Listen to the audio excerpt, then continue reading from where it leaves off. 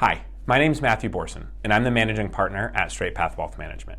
And today, I want to talk to you about a question that we hear a lot from our retiree clients, as well as people who just maybe call us on the phone and want to ask us some questions about what retirement could look like. And that is, what should I do with my 401k or 403b? Should I roll it over to an IRA, or should I leave it inside that employer retirement plan? And the answer is, it depends. There's a lot of pros and a lot of cons to leaving it inside a 401k versus rolling it over to an IRA. So let's talk about those for a few minutes. First, if you want to work with a financial advisor and have the financial advisor manage the money for you, many times it is necessary to move it over to an IRA. Most advisors are not able to work inside a 401k plan and manage the money on your behalf. So if you want to work with a financial advisor over the course of your retirement, many times moving it over to an IRA is necessary. Additionally, many 401ks and 403bs are not set up very well to handle the distribution phase.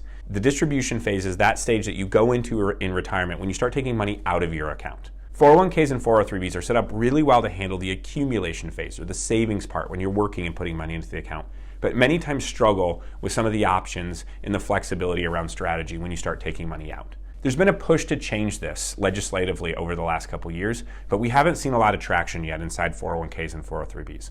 So many times people find it very beneficial to potentially move that money over to an IRA because it gives them a little bit more flexibility around their distributions. Additionally, inside an IRA, you have a little bit more investment flexibility. 401ks and 403bs typically come with constrained investment options, whereas inside an IRA, you have a lot more investment options and a lot more strategies that you can utilize. This can be a good thing, but it can also be a bad thing, as you could get into some investments that really are not good long-term investments, or be tempted to do some performance chasing, which can actually hurt your retirement picture long-term.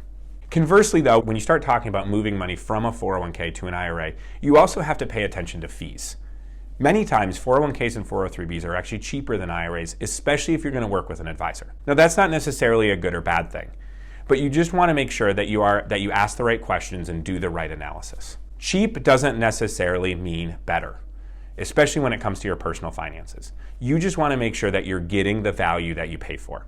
And so sometimes moving it to an advisor and to an IRA that may cost a little bit more, that may be worth it. Many times it is worth it.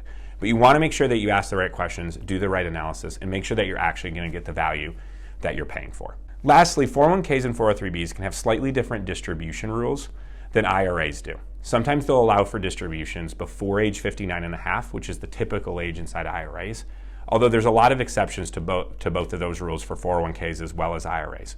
But sometimes the distribution rules can be actually a little bit more flexible inside 401ks and 403bs.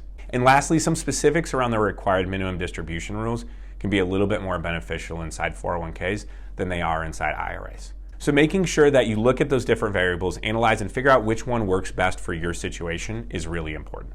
And many times that's when a financial advisor comes into play. So asking me or someone on my team to run an analysis of should you leave the money at a 401k or 403b, what are the benefits of that versus the benefits of moving to an IRA is really important. We would just recommend that you seek out a fiduciary advisor who is duty bound to give you advice that is in your best interest when you're asking these questions. Working with a non-fiduciary advisor to go through these questions can become a little bit difficult, as they're obviously going to have a conflict of interest to push you towards an IRA. Every advisor may have that conflict, but making sure that someone's bound by a fiduciary standard to give you advice that is in your best interest is going to be an important piece of the puzzle. So if you have any questions about this, please feel free to reach out to me or my team. We'd be more than happy to walk you through that process, help you analyze the different pros and cons, and help you make the best decision for your retirement plan.